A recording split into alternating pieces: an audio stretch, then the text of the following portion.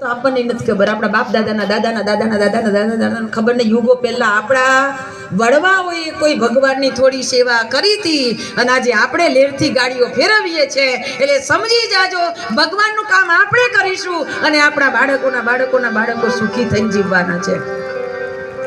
કામ આપણે કરીએ તો આપણા છોકરાઓને પણ એનો લાભ મળે, એટલે કરી લેજો.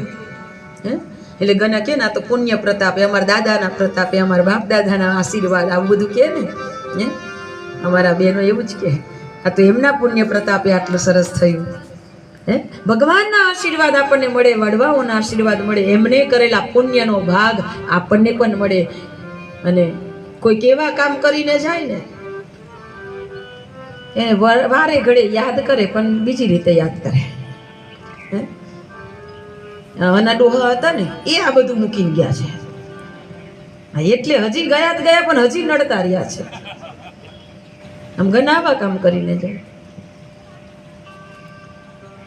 ભગવાને બધાને કપડાં પહેરાવ્યા ને બધા ખુશ થઈ ગયા, હા બહુ સરસ લાગો છો. આગળ જતા કુબજા મળી. કુબજાની પાસે ચંદન લઈને જતી હતી ભગવાન કંસ મહારાજને આપવા માટે. ભગવાને કુબજાને કહ્યું કે ઊભી રે. શું છે તો કે ચંદન, ચાલો ચંદન ચર્ચાવી દે. અને કુબજાએ ચંદન ભગવાનને અર્પણ કરી દીધું. કુબજા એક શબ્દ પણ નથી બોલી કે આ કંસ મહારાજનું છે.